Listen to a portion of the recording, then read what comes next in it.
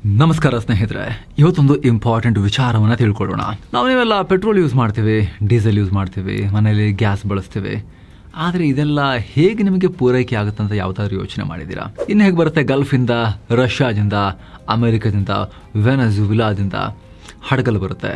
ಅದನ್ನ ತಂದು ಎಲ್ಲ ಕಡೆ ಹಂಚ್ತಾರೆ ಅನ್ನೋ ಸಿಂಪಲ್ ಆನ್ಸರ್ ಅಷ್ಟೇ. ಅದು ಅಂದ್ಕೊಂಡಷ್ಟು ಈಸಿ ಇಲ್ಲ ಇದು. ನಾವೆಲ್ಲ 5 ನಿಮಿಷಕ್ಕೆ ಹೋಗಿ ಪೆಟ್ರೋಲ್ ಹಾಕಿಸ್ಕೊಂಡು ಗ್ಯಾಸ್ ತಂದು ಮನೆಗೆ ಇಟ್ಬಿಡ್ತೀವಿ. ಆದರೆ ತೈಲ ಬಾವಿಗಳಿಂದ ನಮ್ಮ ಮನೆಗೆ ಪೆಟ್ರೋಲ್ ಗ್ಯಾಸ್ ಬರೋಕೆ ಒಂದು ದೊಡ್ಡ ಸಾಹಸ ನಡೆಯುತ್ತೆ. ಹಾಗಿದ್ರೆ ಇದೆಲ್ಲ ಹೇಗೆ ನಡೆಯುತ್ತೆ? ಭಾರತದಲ್ಲಿ ಈ ಇಂಧನ ಪೂರೈಕೆಯ ಜಾಲ ನೆಟ್ವರ್ಕ್ ಹೇಗಿದೆ? ಹೊರಗಿಂದ ತೈಲ ನಿಂತು ಹೋದ್ರೆ ನಮ್ಮ ಹತ್ರ ಇರೋ ಎಮರ್ಜೆನ್ಸಿ ತೈಲ ಇಷ್ಟು ದೊಡ್ಡ ದೇಶಕ್ಕೆ ಆ ತುರ್ತು ಆಯಿಲ್ ರಿಸರ್ವ್ಗಳನ್ನು ಹೆಚ್ಚಾಗಿ ನಮ್ಮ ಕರ್ನಾಟಕದಲ್ಲಿ, ಇಡೀ ಭಾರತದಲ್ಲಿ ಕರ್ನಾಟಕದಲ್ಲೇ ಜಾಸ್ತಿ ಇಡ್ತಾ ಇರೋದು ಯಾಕೆ? ಎಲ್ಲವನ್ನ ಇಂಟ್ರೆಸ್ಟಿಂಗ್ ಮಾಹಿತಿಯನ್ನು ಎಕ್ಸ್ಪ್ಲೇನ್ ಮಾಡ್ತಾ ಹೋಗ್ತೀವಿ. ಕಡೆ ತನಕ ಮಿಸ್ ಮಾಡಿದೆ ನೋಡಿ. ನೀವು ನೋಡ್ತಾ ಇದ್ದೀರಾ ಮಸ್ತ್ ಮಗ ಚಾನಲ್. ನಾನು ಅಮರ್ ಪ್ರಸಾದ್. ತೈಲ ತರೋದೇ ದೊಡ್ಡ ಸಾಹಸ ಸ್ನೇಹಿತರೆ. ಭಾರತ ಜಗತ್ತಿನ ಅತಿ ದೊಡ್ಡ ತೈಲ ಆಮದುದಾರ ರಾಷ್ಟ್ರಗಳಲ್ಲೊಂದು. ನಮಗೆ ದಿನಕ್ಕೆ 55ರಿಂದ 60 ಲಕ್ಷ ಬ್ಯಾರೆಲ್ ತೈಲ ಬೇಕು. ಅಂದರೆ 90ರಿಂದ 95 ಕೋಟಿ ಲೀಟರ್ ಆಗುತ್ತೆ. ಇದರಲ್ಲಿ 88% ಕಚ್ಚಾ ತೈಲ ಹೊರಗಿಂದ ಇಂಪೋರ್ಟ್ ಮಾಡ್ಕೊಳ್ತೇವೆ. ಇಂಥ ತೈಲದ ಜರ್ನಿಯಲ್ಲಿ ಫಸ್ಟ್ ಬಾವಿಯಿಂದ ತೈಲ ತೆಗಿತಾರೆ. ಅದರಲ್ಲಿ ನೀರು, ಮರಳು, ಗ್ಯಾಸ್ ಎಲ್ಲ ಮಿಕ್ಸ್ ಆಗಿರುತ್ತೆ. ಫಸ್ಟ್ ಅದನ್ನೆಲ್ಲ ಸಪ್ರೇಟ್ ಮಾಡ್ತಾರೆ. ಆಮೇಲೆ ಆ ಆಯಿಲನ್ನು ಅಲ್ಲೇ ಇರೋ ದೊಡ್ಡ ಟ್ಯಾಂಕ್ಗಳಲ್ಲಿ ಸ್ವಲ್ಪ ಸ್ಟೋರ್ ಮಾಡ್ತಾರೆ. ಅಲ್ಲಿಂದ ದೊಡ್ಡ ದೊಡ್ಡ ಪೈಪ್ಲೈನ್ ಮುಖಾಂತರ ಸಮುದ್ರದ ಹತ್ತಿರ ಇರೋ ಪೋರ್ಟ್ಗಳಿಗೆ ಕಳಿಸ್ತಾರೆ. ಅಲ್ಲಿ ಇನ್ನೂ ದೊಡ್ಡ ಟ್ಯಾಂಕ್ಗಳಿರ್ತವೆ. ಅದರಲ್ಲಿ ತೈಲವನ್ನು ಸೇಫಾಗಿ ಎತ್ತಿಡ್ತಾರೆ. ಲಾಸ್ಟ್ಗೆ ತೈಲ ತುಂಬಿಸ್ಕೊಳ್ಳೋಕೆ ಬರೋ ಹಡಗುಗಳಿಗೆ ದೊಡ್ಡ ದೊಡ್ಡ ಪೈಪ್ ಹಾಕಿ ಆಯಿಲ್ ಫಿಲ್ ಮಾಡ್ತಾರೆ. ಹಾಗಂತ ಸಿಂಪಲ್ ಆಗಿ ಬೀಚ್ ಹತ್ರ ಬಂದ್ಕೊಂಡು ತುಂಬ್ಕೊಂಡು ಹೋಗ್ತಾರೆ ಅಂತಲ್ಲ. ದೊಡ್ಡ ದೊಡ್ಡ ಹಡಗುಗಳು ಹೆವಿ ಭಾರ ಇರ್ತವೆ. ಅವು ತೇಲ್ತಾ ಇರಬೇಕಲ್ವಾ? 70-80 ಅಡಿ ಆಳ ನೀರು ಬೇಕು ಕೆಳಗಡೆ. ದಡಕ್ಕೆ ಬಂದರೆ ಹಡಗು ನೆಲಕ್ಕೆ ಹೊಡೆಯುತ್ತೆ. ಹೀಗಾಗಿ ಸಮುದ್ರದ ತಳದಲ್ಲಿ, ಅಂದರೆ ನೀರಿನ ಅಡಿಯಲ್ಲಿ ಉದ್ದವಾದ ಪೈಪ್ಗಳನ್ನು ಹಾಕಿರ್ತಾರೆ, ಸಮುದ್ರಕ್ಕೆ ಬಿಟ್ಟಿರ್ತಾರೆ. ದಡದಿಂದ ಸುಮಾರು 10-15 ಕಿಲೋಮೀಟರ್ ದೂರದಲ್ಲೇ ನಿಲ್ತವೆ ಇವು. ಎಲ್ಲಿ ಆಳ ಜಾಸ್ತಿ ಇರುತ್ತೋ ಅಲ್ಲಿ ನೀರ ಮೇಲೆ ಒಂದು ತೇಲುವ ಸ್ಟೇಷನ್ ಮಾಡಿರ್ತಾರೆ. ಅದನ್ನು SPM ಅಥವಾ ಸಿಂಗಲ್ ಪಾಯಿಂಟ್ ಮೂರಿಂಗ್ ಅಂತಾರೆ. ಅಲ್ಲಿ ಈ ಬೃಹತ್ ಹಡಗು ಆರಾಮಾಗಿ ನಿಂತು ತೈಲವನ್ನು ತುಂಬಿಸ್ಕೊಳ್ಳುತ್ತೆ. ಆಶ್ಚರ್ಯ ಆಗ್ಬೋದು, ಒಂದು ದೊಡ್ಡ ಹಡಗಿಗೆ ತೈಲ ಪೂರ್ತಿ ತುಂಬೋಕೆ ಕನಿಷ್ಠ 1.5ರಿಂದ 2 ದಿನ ಬೇಕಾಗುತ್ತೆ.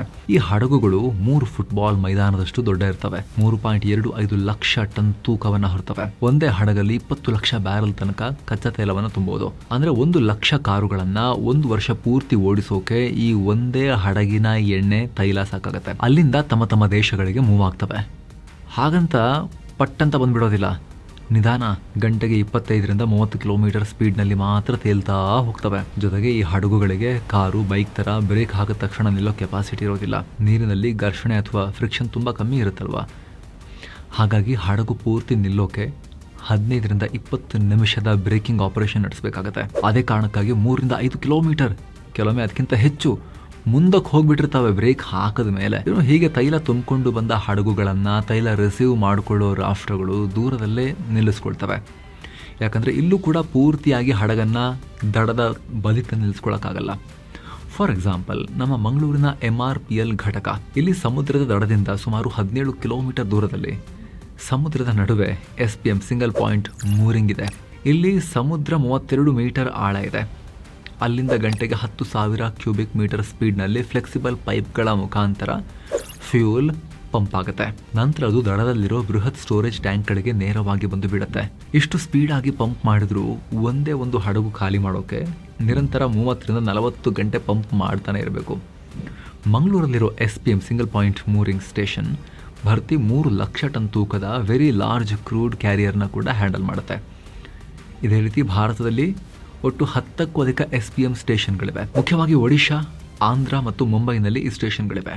ಆಮೇಲೆ ಏನಾಗುತ್ತೆ, ತೈಲ ಹಡಗಲು ಬಂದ ತಕ್ಷಣ ಡೈರೆಕ್ಟ್ ಆಗಿ ಗಾಡಿಗೆ ಹಾಕಕ್ಕಾಗಲ್ಲ. ಅವು ಕಪ್ಪು ಬಣ್ಣದ ಮಡ್ಡಿ ತರ ಇರ್ತವೆ. ಪೆಟ್ರೋಲ್, ಡೀಸೆಲ್, ಕೆರೋಸಿನ್, ಬಿಟುಮಿನ್ ಹೀಗೆ ನಾನಾ ತರದ ಉತ್ಪನ್ನ ಮಿಕ್ಸ್ ಆಗಿರುತ್ತೆ. ಕ್ರೂಡ್ ಆಯಿಲ್, ಅದು ಕಚ್ಚಾ ತೈಲ. ದೊಡ್ಡ ಪ್ರಮಾಣದಲ್ಲಿ ಸಲ್ಫರ್, ನೈಟ್ರೋಜನ್ ಮತ್ತು ನೀರು, ವನಾಡಿಯಂ, ನಿಕೆಲ್ ಕೂಡ ಮಿಕ್ಸ್ ಆಗಿರುತ್ತೆ. ಇದನ್ನ ರಿಫೈನರಿಯಲ್ಲಿ ಕ್ಲೀನ್ ಮಾಡ್ತಾರೆ. ಬಂದರಿನಿಂದ ಈ ತೈಲವನ್ನ ಪೈಪ್ ಮೂಲಕ ರಿಫೈನರಿಯ ಬೃಹತ್ ಕುಲುಮೆಗೆ ತಗೊಂಡು ಹೋಗಲಾಗುತ್ತೆ. ರಿಫೈನರಿಯಲ್ಲಿ ಫ್ರಾಕ್ಷನಲ್ ಡಿಸ್ಟಿಲೇಷನ್ ಅನ್ನೋ ಪ್ರಕ್ರಿಯೆ ನಡೆಸಲಾಗುತ್ತೆ. ಕಚ್ಚಾ ತೈಲವನ್ನ 350ರಿಂದ 400 ಡಿಗ್ರಿ ಸೆಲ್ಸಿಯಸ್ ತಾಪಮಾನದಲ್ಲಿ ಕುದಿಸ್ತಾರೆ. ನಮಗೆ ಬೇಕಾಗಿರೋ ಪೆಟ್ರೋಲ್, ಡೀಸೆಲ್, ಗ್ಯಾಸ್ ಅವಾಗ ಸಿಗುತ್ತೆ. ಹೇಗೆ ಇದನ್ನೇ ಹಿಂದೆ ಕೂಡ ಎಕ್ಸ್ಪ್ಲೇನ್ ಮಾಡಿದ್ವಿ. ಕ್ವಿಕ್ ಆಗಿ ಹೇಳಬೇಕು ಅಂದ್ರೆ ಈ ಕುಲುಮೆಯ ಕೆಳಭಾಗದಲ್ಲಿ ಹೈ ಮತ್ತು ಮೇಲ್ಭಾಗದಲ್ಲಿ ಲೋ ಟೆಂಪರೇಚರ್ ಇರೋ ಹಾಗೆ ಸೆಟ್ ಮಾಡಿರ್ತಾರೆ. ತಾಪಮಾನಕ್ಕೆ ತಕ್ಕಂತೆ ಇದು ಬೇರೆ ಬೇರೆ ಇಂಧನವಾಗಿ ಬೇರ್ಪಡುತ್ತೆ. 40 ಡಿಗ್ರಿಗಿಂತ ಕಡಿಮೆ ತಾಪಮಾನ ಇದ್ದಾಗ ತೀರಾ ಮೇಲ್ಭಾಗದಲ್ಲಿ ಅಂದ್ರೆ ನಮ್ಮ ಅಡುಗೆ ಮನೆಗೆ ಬಳಸುವ LPG ಗ್ಯಾಸ್ ಬೇರ್ಪಡುತ್ತೆ. 40 ರಿಂದ 200 ಡಿಗ್ರಿ ಸೆಲ್ಸಿಯಸ್ ಮಧ್ಯದಲ್ಲಿ ನಮ್ಮ ಗಾಡಿಗಳಿಗೆ ಹಾಕೋ ಪೆಟ್ರೋಲ್ ಸಿಗುತ್ತೆ. 150 ರಿಂದ 275 ಡಿಗ್ರಿ ಸೆಲ್ಸಿಯಸ್ ತಾಪಮಾನದಲ್ಲಿ ವಿಮಾನಕ್ಕೆ ಹಾಕೋ ಇಂಧನ ATF ಮತ್ತು ಸೇಮ್ ಎಣ್ಣೆ ಸಿಗುತ್ತೆ. 220 ರಿಂದ 350 ಡಿಗ್ರಿ ತಾಪಮಾನದಲ್ಲಿ ಡೀಸೆಲ್, 350 ಡಿಗ್ರಿಗಿಂತ ಮೇಲಿನ ತಾಪಮಾನದಲ್ಲಿ ತೀರಾ ತಳದಲ್ಲಿ ಉಳಿಯುವ ಗಟ್ಟಿ ಕಲ್ಮಶ ಏನಿದೆ ಅದು ನಮ್ಮ ರಸ್ತೆಗಳಿಗೆ ಹಾಕೋ ಟಾರ್. ಇಲ್ಲಿ ಕೆಳಭಾಗದಲ್ಲಿ ಉಳಿಯುವ ಆ ಮಡ್ಡಿ ಅಂತ ಕಲ್ಮಶದಲ್ಲೂ ಕೂಡ ಒಂದಿಷ್ಟು ಪ್ರಮಾಣದಲ್ಲಿ ಪೆಟ್ರೋಲ್ ಡೀಸೆಲ್ ಟ್ರ್ಯಾಪ್ ಆಗಿರುತ್ತೆ. ಇದನ್ನ ಕೂಡ ಫ್ಲೂಯಿಡ್ ಕ್ಯಾಟಲಿಕ್ ಟ್ರ್ಯಾಕಿಂಗ್ ಮೂಲಕ FCC ಟೆಕ್ನಾಲಜಿ ಮೂಲಕ ಬೇರ್ಪಡಿಸ್ತಾರೆ. ಆ ಗಟ್ಟಿ ಮಡ್ಡಿಗೆ ಜಿಯೋಲೈಟ್ ಅನ್ನೋ ಪೌಡರ್ ಮಿಕ್ಸ್ ಮಾಡಿ ಮತ್ತೆ 500 ರಿಂದ 600 ಡಿಗ್ರಿ ಸೆಲ್ಸಿಯಸ್ ತಾಪಮಾನದಲ್ಲಿ ಸುಡ್ತಾರೆ. ಆಗ ಕಲ್ಮಶದ ಕಣಗಳು ಕ್ರ್ಯಾಕ್ ಆಗಿ ಆ ವೇಸ್ಟ್ ಮಡ್ಡಿಯಿಂದಲೂ ಫ್ರೆಶ್ ಆದ ಪೆಟ್ರೋಲ್ ಮತ್ತು ಡೀಸೆಲ್ ಇನ್ನಷ್ಟು ಹೊರಬರುತ್ತೆ. ರಿಫೈನರಿಗಳ ಈ ಸಾಮರ್ಥ್ಯ ಅಳಿಯೋಕೆ ನೆಲ್ಸನ್ ಕಾಂಪ್ಲೆಕ್ಸಿಟಿ ಇಂಡೆಕ್ಸ್ NCI ಅಂತ ಬಳಸ್ತಾರೆ. ಗುಜರಾತ್ನ ಜಾಮ್ನಗರ್ನಲ್ಲಿರೋ Reliance refinery Nelson complexity index ಬರೋಬ್ಬರಿ 21.1. ಇದು ಜಗತ್ತಲ್ಲೇ ಹೈಯೆಸ್ಟ್ NCI ಹೊಂದಿರೋ ರಿಫೈನರಿ. ನಮ್ಮ ಮಂಗಳೂರಿನ MRPL ನೆಲ್ಸನ್ ಕಾಂಪ್ಲೆಕ್ಸಿಟಿ ಇಂಡೆಕ್ಸ್ 11.67. ಅಂದ್ರೆ ವಿದೇಶದಿಂದ ಎಷ್ಟೇ ಕಳಪೆ ಗುಣಮಟ್ಟದ ಅಗ್ಗದ ಕ್ರೂಡ್ ಆಯಿಲ್ ತಂದರೂ ಕೂಡ ಅದರಿಂದ ಒಂದು ಹನಿ ಕೂಡ ವೇಸ್ಟ್ ಆಗದಂತೆ ತೆಗಿತಾರೆ. ಗುಜರಾತ್ನ ಜಾಮ್ನಗರ್ ರಿಲಯನ್ಸ್ ರಿಫೈನರಿಯಲ್ಲಿ ಹೈ ಕ್ವಾಲಿಟಿ ಪೆಟ್ರೋಲ್ ಡೀಸೆಲ್ ಅನ್ನು ತೆಗೆಯುವ ಸಾಮರ್ಥ್ಯವನ್ನ ಜಾಮ್ನಗರ್ ರಿಫೈನರಿ ಹೊಂದಿದೆ. ಇದೇ ಕಾರಣಕ್ಕೆ ವೆನೆಜುವೆಲನ್ ಆಯಿಲ್ ಅನ್ನ ಹೆಚ್ಚಿನ ಜನರಿಗೆ ರಿಫೈನ್ ಮಾಡಕ್ಕೆ ಆಗಲ್ಲ. ಅಲ್ಲಿನ ಹೆವಿ ಕ್ರೂಡ್ ಅನ್ನ ಗುಜರಾತ್ನ ಜಾಮ್ನಗರ್ನಲ್ಲಿರೋ ರಿಲಯನ್ಸ್ ರಿಫೈನರಿ ಇದನ್ನ ರಿಫೈನ್ ಮಾಡುತ್ತೆ. ಇನ್ನು ಸದ್ಯಕ್ಕೆ ದೇಶದಲ್ಲಿರೋ 23 ರಿಫೈನರಿಗಳಿಂದ ವರ್ಷಕ್ಕೆ ಬರೋಬ್ಬರಿ 158.1 ಮಿಲಿಯನ್ ಮೆಟ್ರಿಕ್ ಟನ್ MMTPA ತೈಲ ಸಂಸ್ಕರಣೆ ಆಗುತ್ತೆ. ಇದರಲ್ಲಿ ಗುಜರಾತ್ನ ಜಾಮ್ನಗರ್ನಲ್ಲಿರೋ ರಿಲಯನ್ಸ್ ರಿಫೈನರಿ ಜಗತ್ತಲ್ಲೇ ಅತಿ ದೊಡ್ಡ ಸಿಂಗಲ್ ಲೊಕೇಶನ್ ರಿಫೈನರಿ. ಇದು ವರ್ಷಕ್ಕೆ 60 ರಿಂದ 70 ಮಿಲಿಯನ್ ಮೆಟ್ರಿಕ್ ಟನ್ ಕಚ್ಚಾ ತೈಲವನ್ನ ಸಂಸ್ಕರಣೆ ಮಾಡುತ್ತೆ. ಇನ್ನು ನಮ್ಮ ಕರ್ನಾಟಕದ ಮಂಗಳೂರಿನ MRPL ಕೆಪಾಸಿಟಿ ವರ್ಷಕ್ಕೆ 15 ಮಿಲಿಯನ್ ಮೆಟ್ರಿಕ್ ಟನ್ ಇದೆ. ಹಾಗಿದ್ರೆ ಆಮೇಲೆ ಮುಂದೇನು? ಕರ್ನಾಟಕದಲ್ಲಿ ಯಾಕೆ ಎಮರ್ಜೆನ್ಸಿ ಆಯಿಲ್ ರಿಸರ್ವ್ ಇಟ್ಟಿದ್ದಾರೆ ಅದನ್ನ ಮುಂದೆ ನೋಡೋಣ. ಅದಕ್ಕೂ ಮುನ್ನ ಸ್ನೇಹಿತರೆ ಒಂದು ಸಣ್ಣ ಮನವಿ. ವಿಡಿಯೋ ಕೆಳಗಿರೋ ಜಾಯಿನ್ ಬಟನ್ ಮೂಲಕ ಆಸಕ್ತ ವೀಕ್ಷಕರು ಮಸ್ತ್ ಮಗ ಚಾನಲ್ಗೆ ಮೆಂಬರ್ ಆಗಿ ಜಾಯಿನ್ ಆಗ್ಬೋದು. ಎಲ್ಲ ಮೆಂಬರ್ ಓನ್ಲಿ ವಿಡಿಯೋಸ್ ಅನ್ನು ನೋಡೋಕೆ ಶುರು ಮಾಡ್ಬೋದು. ಆಸಕ್ತರು ಜಾಯಿನ್ ಬಟನ್ ಚೆಕ್ ಮಾಡಿ ವಿಡಿಯೋ ಕೆಳಗೆ. ಕಂಟಿನ್ಯೂ ಮಾಡೋಣ ಬನ್ನಿ. ಊರೂರಿಗೆ ಇಂಧನ ತಲುಪೋ ಜಾಲ. ರಿಫೈನರಿಯಲ್ಲಿ ಪೆಟ್ರೋಲ್ ಡೀಸೆಲ್ ಏನೋ ರೆಡಿ ಆಯಿತು, ಆದರೆ ಇದು ಕಾಶ್ಮೀರದಿಂದ ಕನ್ಯಾಕುಮಾರಿವರೆಗೆ ಮೂಲೆ ಮೂಲೆಗೆ ತಲುಪೋದು ಹೇಗೆ? ಇದಕ್ಕಾಗಿ ನಮ್ಮ ದೇಶದಲ್ಲಿ ಬರೋಬ್ಬರಿ 23,000 ಕಿಲೋಮೀಟರ್ ಉದ್ದದ ಪೆಟ್ರೋಲಿಯಂ ಪ್ರಾಡಕ್ಟ್ ಪೈಪ್ಲೈನ್ ನೆಟ್ವರ್ಕ್ ಇದೆ. ನಮ್ಮ ದೇಹದಲ್ಲಿ ರಕ್ತನಾಳಗಳಿರೋ ಹಾಗೆ ಈ ಪೈಪ್ಲೈನ್ಗಳು ಭೂಮಿಯ ಅಡಿಯಲ್ಲಿ ಇಡೀ ದೇಶವನ್ನು ಆವರಿಸಿವೆ.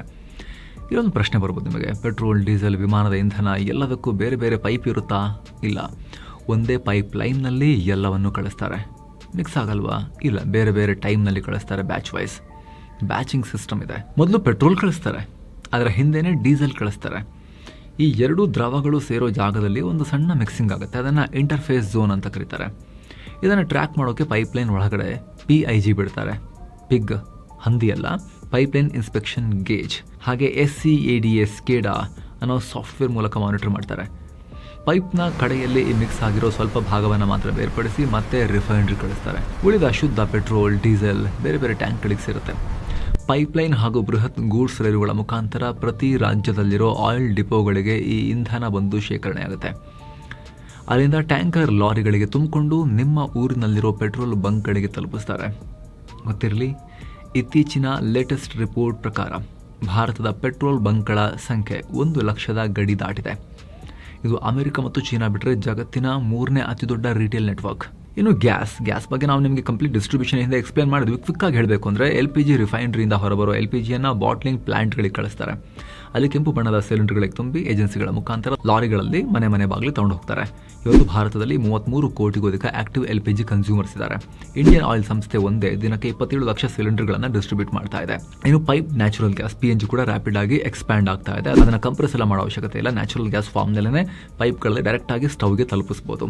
ಅದ್ರ ಬಗ್ಗೆ ಕೂಡ ಈ ಹಿಂದೆ ನಾವು ಈ ರಿಪೋರ್ಟಲ್ಲಿ ಮಾಹಿತಿ ಕೊಟ್ಟಿದ್ವಿ. ಕರ್ನಾಟಕದಲ್ಲಿ ತೈಲ ಮೀಸಲು. ಭಾರತ ಕೂಡ ಎಮರ್ಜೆನ್ಸಿ ಅಂತ ಆಯಿಲ್ ರಿಸರ್ವ್ ಇಟ್ಕೊಂಡಿದೆ.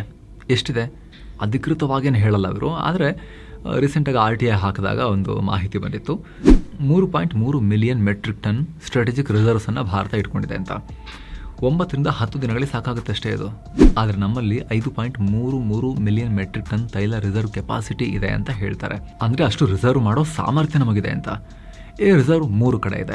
ಒಂದು ಆಂಧ್ರದ ವಿಶಾಖಪಟ್ಟಣಂನಲ್ಲಿ, ಇಲ್ಲಿ 1.33 ಮಿಲಿಯನ್ ಮೆಟ್ರಿಕ್ ಟನ್ ತೈಲ ಇಟ್ಕೋಬಹುದು. ನೆಕ್ಸ್ಟ್ ನಮ್ಮ ಮಂಗಳೂರಲ್ಲಿ 1.5 MMT ಮತ್ತು ಉಡುಪಿ ಜಿಲ್ಲೆಯ ಪಾದೂರಿನಲ್ಲಿ 2.5 MMT ಕೆಪಾಸಿಟಿ ಇದೆ. ಭಾರತದ ಬಹುಪಾಲು ಎಮರ್ಜೆನ್ಸಿ ತೈಲ ಇಟ್ಕೊಂಡಿರುವುದೇ ನಮ್ಮ ಕರ್ನಾಟಕ ಕರಾವಳಿಯಲ್ಲಿ. ಯಾಕೆ? ಇದಕ್ಕೆ 3 ಕಾರಣ ಇದೆ. ಮೊದಲನೇದು ಜಿಯಾಲಜಿ. ಮಂಗಳೂರು ಮತ್ತು ಪಾದೂರಿನಲ್ಲಿ ಭೂಮಿಯಿಂದ 106 ಅಡಿ ಕೆಳಗಡೆ ಹೋದರೆ ಪೆನಿನ್ಸುಲರ್ ನೈಸ್ ಅಥವಾ ಗ್ರಾನೈಟ್ ತರದ ಸಿಕ್ಕಾಪಟ್ಟೆ ಗಟ್ಟಿಯಾದ ಕಪ್ಪು ಕಲ್ಲು ಬಂಡೆಗಳಿದಾವೆ. ಇಂಗ್ಲಿಷ್ನಲ್ಲಿ ಹಾರ್ಡ್ ರಾಕ್ ಕಾವೆನ್ಸ್ ಅಂತ ಕರೀತಾರೆ. ಈ ಕಲ್ಲಿನ ಗುಹೆಗಳ ಒಳಗಡೆ ತೈಲ ಸ್ಟೋರ್ ಮಾಡಿದ್ರೆ ಅದು ಸ್ವಲ್ಪನೂ ಭೂಮಿಗೆ ಇಂಗು ಹೋಗಲ್ಲ. ಇದರ ಜೊತೆಗೆ ಇಲ್ಲೊಂದು ಮ್ಯಾಜಿಕ್ ಕೂಡ ಇದೆ. ಅದನ್ನ ಹೈಡ್ರೋ ಜಿಯಾಲಜಿಕಲ್ ಸೀಲ್ ಅಂತ ಕರೀತಾರೆ. ಇದು ಹೆಂಗೆ ಕೆಲಸ ಮಾಡುತ್ತಂದ್ರೆ, ಈ ದೊಡ್ಡ ದೊಡ್ಡ ತೈಲ ಗುಹೆಗಳನ್ನು ಭೂಮಿಯ ಅಂತರ್ಜಲದ ಲೆವೆಲ್ ಇರುತ್ತಲ್ಲ ಅದಕ್ಕಿಂತಲೂ ಕೆಳಗಡೆ ಕೊರೆದಿರ್ತಾರೆ. ತೈಲಕ್ಕಿಂತ ನೀರು ಭಾರ ಅಲ್ವಾ, ಹೀಗಾಗಿ ಆ ಗುಹೆ ಸುತ್ತಮುತ್ತ ಇರೋ ಅಂತರ್ಜಲ ಕಲ್ಲಿನ ಬಿರುಕುಗಳ ಮುಖಾಂತರ ಗುಹೆ ಒಳಗಡೆ ಕಂಟಿನ್ಯೂಸ್ ಆಗಿ ಪ್ರೆಷರ್ ಹಾಕ್ತಾ ಇರುತ್ತೆ. ಅಂದರೆ ಹೊರಗಡೆ ಇರೋ ನೀರು ಗುಹೆ ಸುತ್ತ ಪ್ರೆಷರ್ ಸೀಲ್ನ ಕ್ರಿಯೇಟ್ ಮಾಡಿರುತ್ತೆ. ಹೀಗೆ ಹೊರಗಡೆಯಿಂದ ನೀರಿನ ಪ್ರೆಷರ್ ಇರೋದ್ರಿಂದ ಗುಹೆ ಒಳಗಿರೋ ಎಣ್ಣೆ ಕಲ್ಲಿನ ಮುಖಾಂತರ ಆಚೆಗೆ ಲೀಕ್ ಆಗೋಕೆ ಬಿಡೋದೇ ಇಲ್ಲ. ಅದು ಪ್ರಕೃತಿನೇ ಮಾಡಿರೋ ಸೀಲ್ ಥರ ಕೆಲಸ ಮಾಡುತ್ತೆ. ಎರಡನೇದು ಸೇಫ್ಟಿ. ನಮ್ಮ ಶತ್ರುಗಳಿಂದ ಅಂದರೆ ಪಾಕಿಸ್ತಾನ ಮತ್ತು ಚೈನಾ ಬಾರ್ಡರ್ನಿಂದ ನಮ್ಮ ದಕ್ಷಿಣ ಭಾರತದ ಕರಾವಳಿ ತುಂಬ ದೂರದಲ್ಲಿದೆ. ಯುದ್ಧದಂತಹ ಸನ್ನಿವೇಶ ಬಂದರೆ ಅವರು ನಮ್ಮ ತೈಲ ಘಟಕಗಳ ಮೇಲೆ ಈಸಿಯಾಗಿ ದಾಳಿ ಮಾಡೋಕ್ಕಾಗಲ್ಲ. ಹಾಗೆ ನಮ್ಮ ಕಾರವಾರದಲ್ಲಿ ಕದಂಬ ನೌಕಾನೆಲೆ ಇದೆ. ಇದು ಏಷ್ಯಾದಲ್ಲೇ ಅತಿ ದೊಡ್ಡ ನೇವಲ್ ಬೇಸ್. ಇದನ್ನು ದಾಟಿ ಯಾವ ಶತ್ರುಗಳು ಕೂಡ ದಾಳಿ ಮಾಡೋಕ್ಕಾಗಲ್ಲ. 360 ಡಿಗ್ರಿ ಏರ್ ಡಿಫೆನ್ಸ್ ಇಟ್ಕೊಂಡು ಕಾಯ್ತಿರ್ತಾರೆ ಇವರು. ಮೂರನೇದಾಗಿ ನಮಗೆ ಹೆಚ್ಚಿನ ತೈಲ ಬರೋದು ಮಿಡಲ್ ಈಸ್ಟರ್ನ್ ರಾಷ್ಟ್ರಗಳಿಂದ. ಅಲ್ಲಿಂದ ಹಡಗುಗಳು ಡೈರೆಕ್ಟಾಗಿ ಅರಬ್ಬಿ ಸಮುದ್ರದ ಮುಖಾಂತರ ನಮ್ಮ ಪಶ್ಚಿಮ ಕರಾವಳಿಗೆ ಬರೋದು ತುಂಬಾ ಈಸಿ. ಇದರ ಜೊತೆಗೆ ಪಕ್ಕದಲ್ಲೇ ನಮ್ಮ ಮಂಗಳೂರಿನ MRPL ರಿಫೈನರಿ ಇದೆ. ಎಮರ್ಜೆನ್ಸಿ ಇದ್ದರೆ ತಕ್ಷಣ ಆ ತೈಲವನ್ನು ಹೊರತೆಗೆದು ಸಂಸ್ಕರಣೆ ಮಾಡಿ ಇಡೀ ದೇಶಕ್ಕೆ ಹಂಚೋಕ್ಕೂ ಕೂಡ ಹತ್ತಿರದಲ್ಲೇ ವ್ಯವಸ್ಥೆ ಇದೆ. ರೀಸೆಂಟಾಗಿ PPP public private partnership model ಮುಖಾಂತರ ಈ ರಿಸರ್ವ್ ಕೆಪಾಸಿಟಿಯನ್ನು ಇನ್ನಷ್ಟು ಜಾಸ್ತಿ ಮಾಡೋ ಕೆಲಸ ಕೂಡ ನಡೀತಾ ಇದೆ. ಒಡಿಶಾದ ಚಂಡಿಖೋಲ್ನಲ್ಲಿ 4 MMT, ಹಾಗೆ ಉಡುಪಿಯ ಹತ್ತಿರ ಪಾದೂರು 2 ಅನ್ನೋ ಹೆಸರಲ್ಲಿ ಮತ್ತೆ 2.5 MMT ಕೆಪಾಸಿಟಿಯ ಗುಹೆಗಳನ್ನು ತೋಡ್ತಾ ಇದ್ದಾರೆ. ಇದು ಕೂಡ ಕಂಪ್ಲೀಟ್ ಆದಾಗ ನಮ್ಮ ಭಾರತದ ಎಮರ್ಜೆನ್ಸಿ ತೈಲ ಸಂಗ್ರಹ 11.83 ಮಿಲಿಯನ್ ಮೆಟ್ರಿಕ್ ಟನ್ಗೆ ಏರಿಕೆಯಾಗುತ್ತೆ. ಭಾರತದಲ್ಲಿ ಎಲ್ಲೆಲ್ಲಿದೆ ತೈಲ? ಸರಿ, 88% ತೈಲ ಹೊರಗಿಂದ ಬರುತ್ತೆ ಭಾರತಕ್ಕೆ. ಆದರೆ ಇನ್ನು 12% ನಮ್ಮ ಹತ್ರನೇ ಇರಬೇಕಲ್ಲ.